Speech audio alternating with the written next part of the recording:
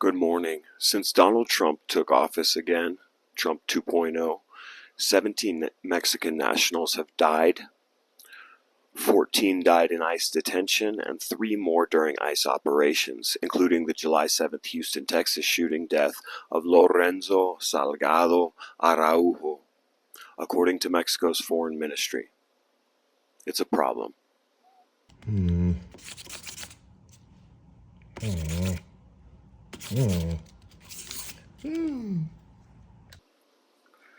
Hey, let's get into this story. I think it's an important one. This is from the Mexico News Daily. Mexico to pursue U.S. criminal charges over deaths of Mexicans in ICE custody. Thursday's early morning report recapped. Sheinbaum's Mañanera en 60 segundos. In 60 seconds. Mexico to pursue criminal and civil action over deaths of Mexicans in ICE custody and ICE operations. Foreign Affairs Minister Roberto Velasco reported that 17 Mexicans have died in ICE detention centers or ICE operations since the start of the second Trump administration. Most recently, Lorenzo Salgado Araujo, who was shot by an ICE officer in Houston on Tuesday.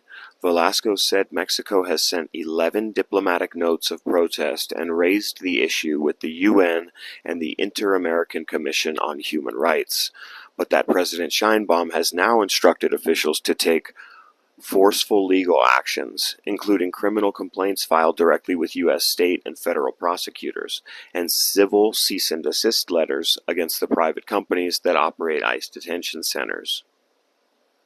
President Claudia Sheinbaum's Thursday morning press conference was significant, as Mexico's foreign affairs minister presented new actions the Mexican government will take in response to the death of Mexican nationals in immigration detention centers in the United States and in operations carried out by U.S. Immigration and Customs Enforcement. The presentation of the new actions comes 2 days after a Mexican man was shot and killed by an ICE officer in Houston, Texas. We of course remember Alex Preddy and Renee Nicole Good. They were killed. Many would say they were murdered last summer in ICE operations in Minnesota. Now, that story seemed to sort of explode onto the scene, as we remember, right? Really intense protests, some really graphic and traumatic video footage of both of those killings came out and sparked an online controversy, really a hotbed for online news stories, and it was another extraordinarily polarizing moment for the Trump presidency 2.0. It really was. And now I remember it, those stories sort of dying out really quickly. Forget the term. Sort of going away really quickly, right? We had this extreme escalation in video footage and analysis of these incidents, and it was the story of the moment. It was the story of the day. And then, if you remember, they removed Greg Bovino and Kristi Noem also was removed. I'm not sure which came first, and then Tom Homan came in. If you remember that, Tom Homan came in. He seemed to sort of relieve a lot of the pressure behind the story and the ICE actions. ICE drew down significantly in Minnesota, and it sort of went away, right? The next thing you know, the Epstein files sort of took over, rightfully so, understandably so. And then the United States ran a snatch and grab operation in Venezuela. And the ICE story went to the back seat. The ICE story is kicking back up because of this recent shooting on July 7th of a Mexican man in Houston, Texas. that has its own whole set of shady reporting and circumstances. I don't mean shady news reporting. I mean just the information coming out about it seems sketchy, and I am skeptical of it. It's its own story, and it's not the purpose of this particular video. But another officer killed victim. Basically, this Mexican man who was shot and killed in Houston, Texas. That was just a few days ago. Let's get back to this article, MexicoNewsDaily.com. Sheinbaum has long expressed her opposition to the aggressive deportation campaign the Trump administration has pursued since U.S. President Donald Trump returned to the White House in early 2025. On Wednesday, she said that the only offense of Mexicans who have died in ICE detention centers was not yet having immigration papers. And just a quick side note, the man who was killed the other day had been in the United States for 35 years. So I am not someone who believes that someone who has an established life there in the United States for 35 years should be subject to this sort of scrutiny. That's my personal stance. Let's get back here. On Thursday morning, the federal government once again made it clear that defending the rights of Mexicans in the United States, whether they have legal immigration status or not, is a priority. Yes, it is a priority for the Mexican government. It is not a priority for the American government.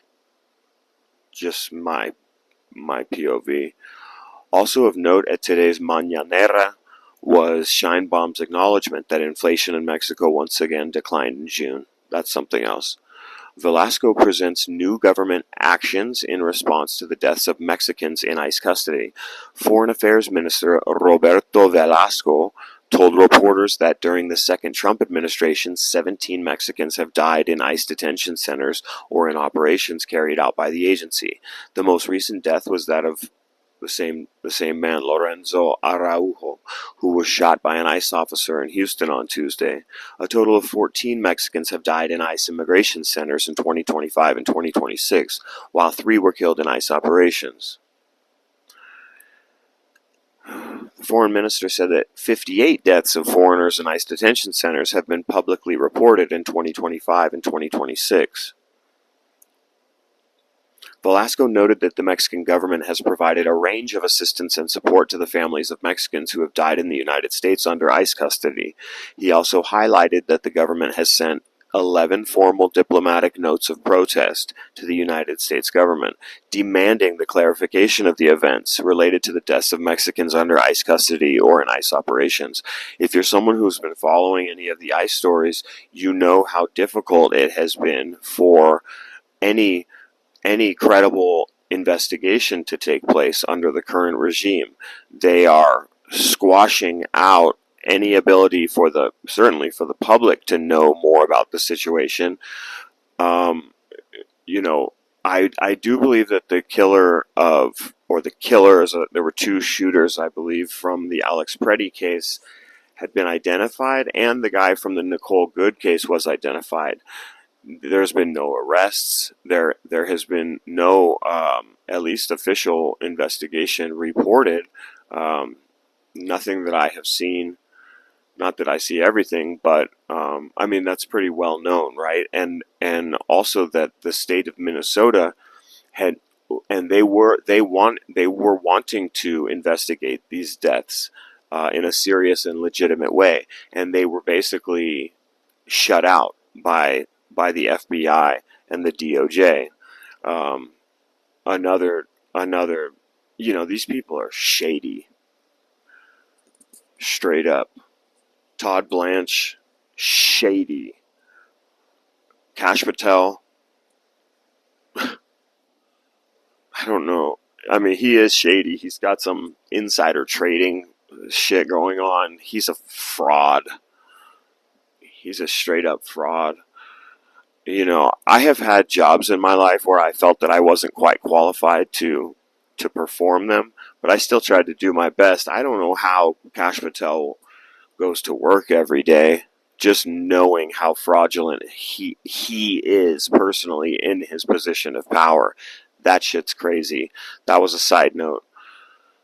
Uh, so look at I just now this article, I read the whole thing. This article goes on to basically state the various legal filings that the Mexican government is creating in order to try to apply some pressure to find out more information and to get more information to the families and to figure out what is going on here.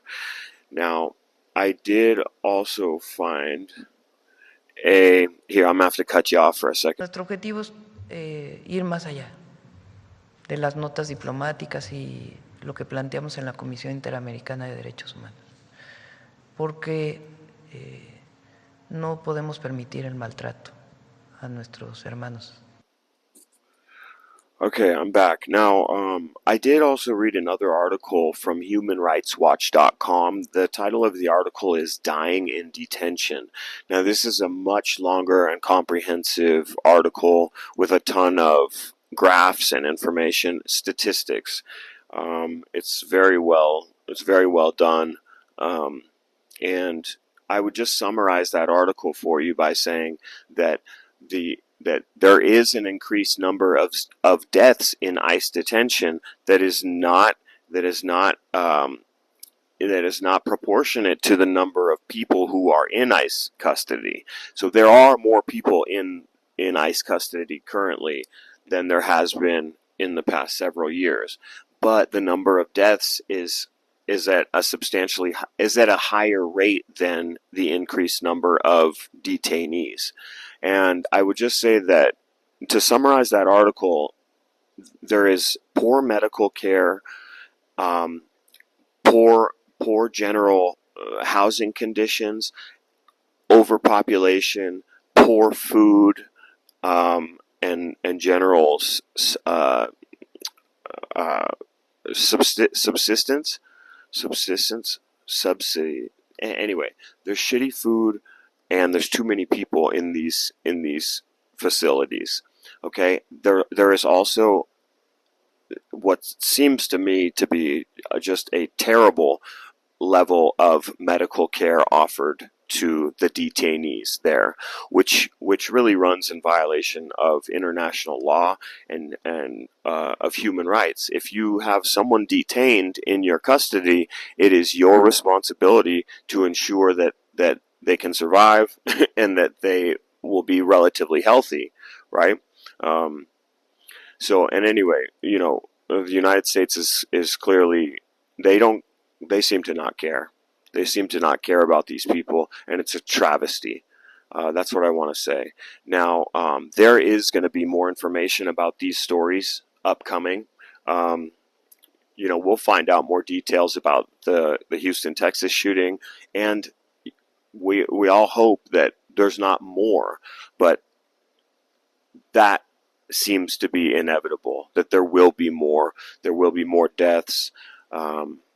So anyway, we just hope that they can sort this thing out. This seems to me to be incompetence that stems from the highest level and trickles down.